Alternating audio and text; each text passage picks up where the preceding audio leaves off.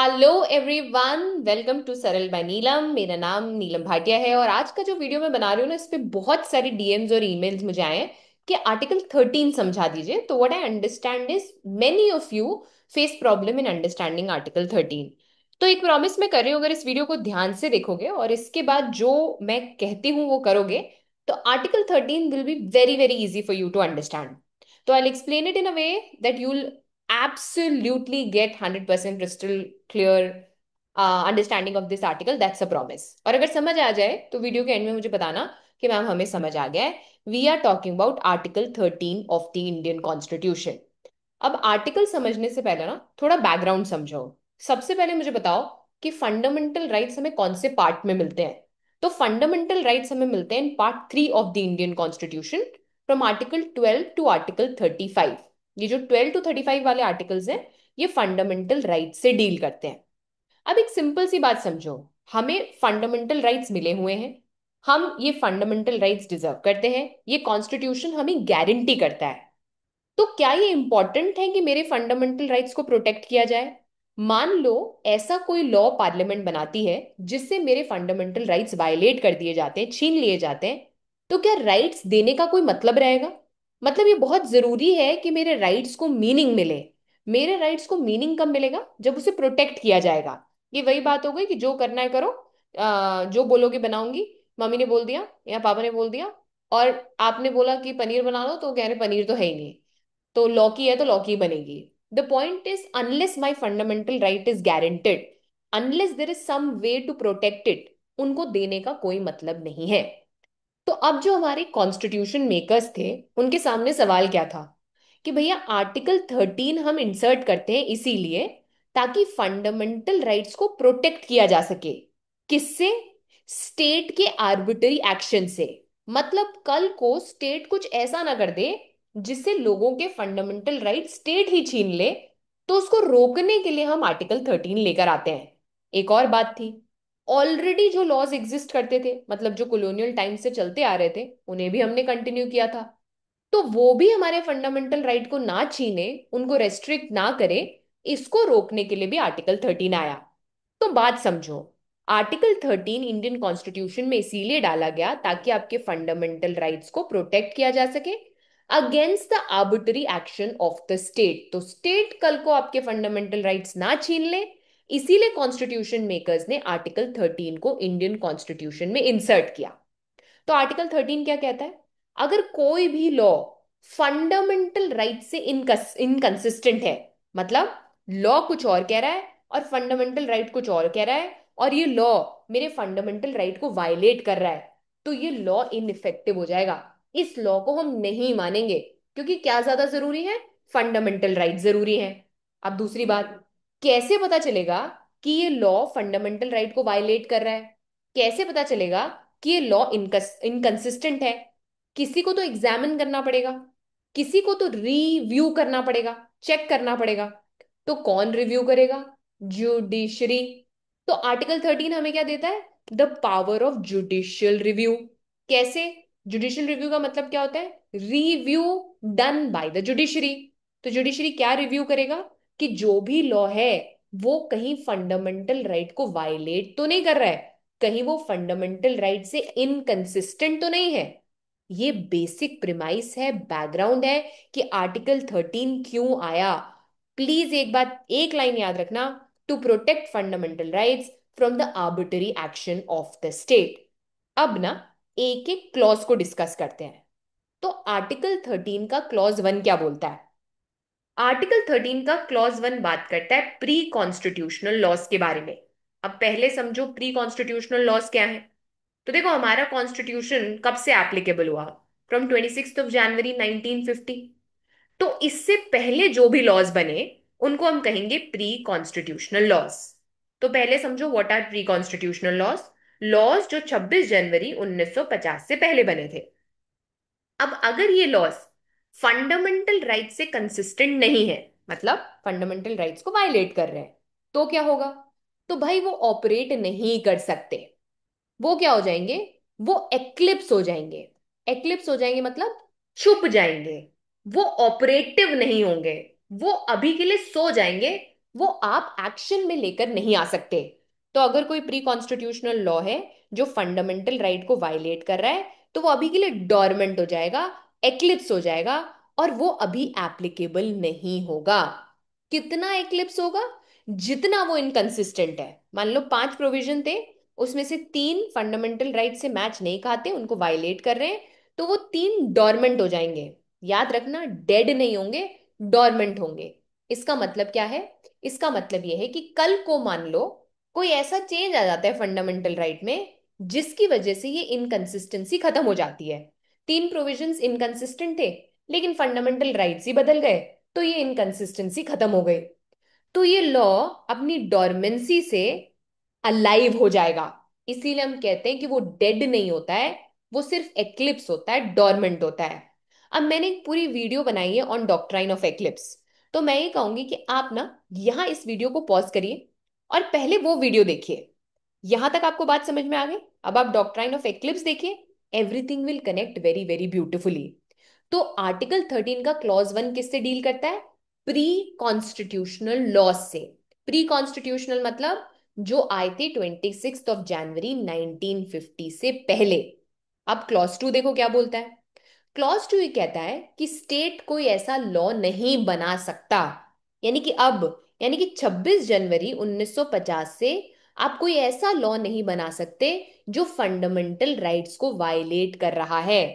और अगर आपने ऐसा कोई लॉ बनाया आज की डेट में, 26 जनवरी से आज तक, जो फंडामेंटल राइट्स को वायलेट कर रहा है, तो वो जब से बना उस दिन से इनवैलिड हो जाएगा। इनवैलिड हो जाएगा, डेड हो जाएगा, डोरमेंट नहीं। उस दिन से डेड हो जाएगा जिस दिन आपने बनाया है, अगर वो फंडामेंटल राइट्स को वायलेट कर रहा है। ये किसके लिए है? ये है वो लॉज जो 26 जनवरी 1950 से आज तक बने हैं। अब आर्टिकल 3 क्लॉज 3 देखिए।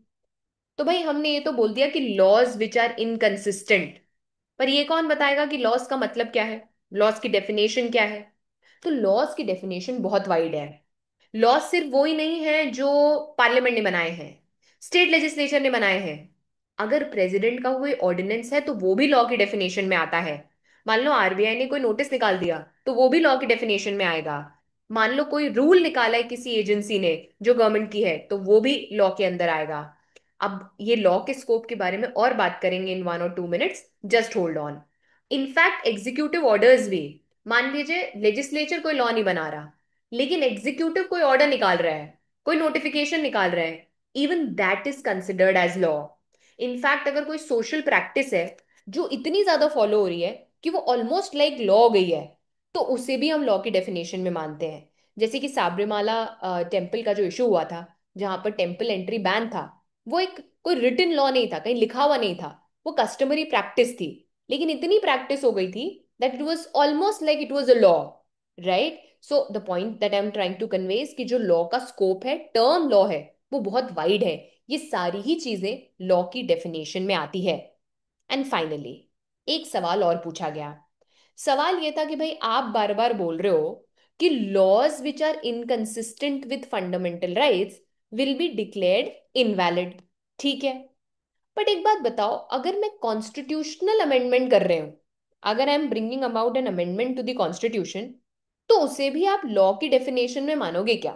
तो भाई सिम ऑर्डिनरी लॉ नहीं है, it is a amendment to the Indian constitution, तो क्या उसे भी आप लॉ की डेफिनेशन में मानोगे?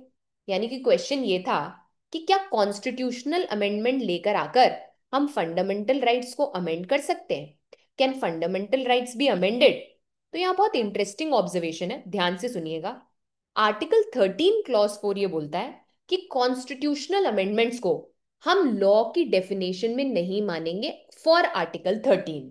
इसका सीधा सीधा मतलब ये निकल कर आया कि अगर कोई लॉ, अगर कोई कॉन्स्टिट्यूशनल अमेंडमेंट फंडामेंटल राइट्स को अमेंड कर रहा है, कॉन्स्टिट्यूशनल अमेंडमेंट, तो उसे हम लॉ नहीं मानेंगे।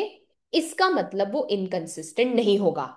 तो इनिशियल इंटरप्रिटेशन क्या था कि आर्टिकल 13 के तहत आप amendment to the Indian constitution को लॉ नहीं मानोगे, तो इसका मतलब कॉन्स्टिट्यूशनल अमेंडमेंट से फंडामेंटल राइट्स को बदला जा सकता है। हालांकि ये बात अभी भी सही है, आप कॉन्स्टिट्यूशनल अमेंडमेंट से फंडामेंटल राइट्स चेंज कर सकते हैं, but with a condition which is called as the basic structure doctrine। इसका सिंपल सा मतलब यह है कि हाँ, आप कॉन्स्टिट्यूशनल अमेंडमेंट से फंडामेंटल राइट्स को बदल सकते हो, चेंज कर सकते हो, अमेंड कर सकते हो, लेकिन ऐसा करते वक्त आपको बेसिक स्ट्रक्चर को नहीं बदलना है। अब अगर आपको ये जानना है कि बेसिक स्ट्रक्चर क्या है, तो उसका भी एक वीडियो मैंने इस चैनल पर बनाया है, उसको भी I link, and please watch that video as well. Another question, वही वाला, कि लॉ के अंदर आता क्या क्या है, किसको आप लॉ मानते हो, what is the definition of law. तो सबसे पहले देखिए, laws made by the parliament and the state legislature, जिसको हम बोलते हैं permanent laws. Permanent laws, permanent मतलब जो या तो पार्लियामेंट ने बनाए या फिर आपके स्टेट लेजिस्लेचर ने बनाए। अब टेम्पररी लॉ को भी लॉ मानेंगे। टेम्पररी लॉ मतलब प्रेसिडेंट ने ऑर्डिनेंस निकाला, वो भी लॉ की डेफिनेशन में आएगा। परमानेंट लॉ भी डेफिनेशन में आएगा और टेम्पररी भी आएगा, जैसे कि ordinance made by the president. अच्छा, डेलीगेटेड लेजिस्लेशन भी लॉ की डेफिनेशन में आता है। डेलीगेटेड लेजिस्लेशन का क्या मतलब है? देखो, डेलीगेशन का मतलब होता है जब आप अपना काम किसी और को देते हो, डेलीगेट करते हो। क्लास लेने का काम मेरा है, मैंने आपको बोल दिया जाके मेरी क्लास ले लो, दैट इज डेलीगेशन। तो लॉ बनाने का काम है तो लेजिस्लेचर का, लेकिन जब वो ये काम किसी और को दे देते हैं, एग्जीक्यूटिव को दे देते हैं, तो उसे बोला जाता है डेलीगेटेड लेजिस्लेशन। तो मान लो कि कोई गवर्नमेंट ऑर्गेनाइजेशन एक नोटिस निकाल कर बोलती है कि महिलाओं को ऑफिस नहीं आना है, महिलाएं ऑफिस में परमिटेड नहीं है। ना this is a violation of fundamental right. इसके लिए कोई लॉ नहीं आया, नोटिफिकेशन में ये बोल दिया। तो क्या इस नोटिफिकेशन को भी हम लॉ मानेंगे और उसे इनवैलिड डिक्लेयर करेंगे? हाँ। अगर कोई रूल निकाल दिया किसी गवर्नमेंट डिपार्टमेंट ने कि आप अपनी बात नहीं बोल सकते, तो ये freedom of speech and expression का वायलेशन है क्या? हाँ, है। तो वो रूल, वो रेगुलेशन, वो नोटिफिकेशन, वो सब भी लॉ की डेफिनेशन में आएंगे। और अगर वो फंडामेंटल लॉ राइट्स को वायलेट कर रहे हैं, तो उन्हें इनकंसिस्टेंट माना जाएगा। यही नहीं, अगर कोई कस्टम है जो इतना फॉलो हो रहा है कि वो ऑलमोस्ट लाइक लॉ है, लोग उसे इतना मान रहे हैं कि वो लॉ की तरह ट्रीट हो रहा है, even though it is not written anywhere, वो भी आर्टिकल 13 के लॉ की डेफिनेशन में आता है। मैंने आपको एग्जाम्पल दिया, the Sabarimala verdict. So even that is considered as definition of law under article 13। तो laws made by the parliament permanent, temporary ordinances, delegated यानी रूल्स, रेगुलेशंस, नोटिफिकेशंस, ये सब भी लॉ की डेफिनेशन में आते हैं। और कोई कस्टम है, कोई यूसेज है जो इतना स्ट्रांग है कि वो लॉ की तरह हो गया है, तो वो भी लॉ की डेफिनेशन में आएगा। आई एम श्योर यहां तक आपको आर्टिकल 13 समझ आ गया होगा। तो अब हम ये देखते हैं कि आर्टिकल 13 इतना इंपॉर्टेंट क्यों है। देखो, सबसे पहली बात, वो फंडामेंटल राइट को एनफोर्सेबल बनाता है। एनफोर्सेबल बनाता है मतलब अगर आपके फंडामेंटल राइट वायलेट हो रहे हैं, अगर आपके फंडामेंटल राइट स्टेट आपसे छीन रहा है, तो उसे रिजॉल्व करने का मैकेनिज्म आर्टिकल 13 देता है। यानी कि कल को आपका लेजिस्लेचर या एग्जीक्यूटिव अपने पावर को मिस यूज ना करे, ये इंश्योर करता है। तो वो चाह कर भी आपके फंडामेंटल राइट्स आपसे छीन नहीं सकते। इसके अलावा आर्टिकल 13 के कारण हमें जुडिशियल रिव्यू मिलता है। जुडिशियल रिव्यू मतलब review done by the judiciary. तो जुडिशरी क्या रिव्यू करेगा कि the law made by the parliament और the action taken by the executive कहीं वो फंडामेंटल राइट्स के वायोलेटिव तो नहीं है। इसकी वजह से हमें doctrine of severability and eclipse भी मिलती है। दोनों पर वीडियो बना रखे हैं, देख लेना। और इसी की वजह से कहीं ना कहीं हमें बेसिक स्ट्रक्चर डॉक्ट्रिन भी मिली, जिससे हमें यह समझ में आया कि any and every part of the constitution can be amended, पर बस बेसिक स्ट्रक्चर को डिस्टर्ब नहीं करना है। I hope the video was helpful to you, आपको सारे कॉन्सेप्ट समझ में आए। तीनों वीडियो साथ में देखो, सिवरेबिलिटी, एक्लिप्स, बेसिक स्ट्रक्चर और ये वाला, ये जो भी रिलेटेड कॉन्सेप्ट्स है ना, एकदम परफेक्टली क्लियर हो जाएंगे। So if there is any other article, any other concept जो आपको नहीं समझ में आ रहा है, आप मुझे बताएं in the comment section and I will make a video on it. All the very best, अच्छे से पढ़ाई करो एंड अपना ध्यान रखो और अपने मम्मी पापा का नाम रोशन करो। Bye bye, take care and I will see you in the next video.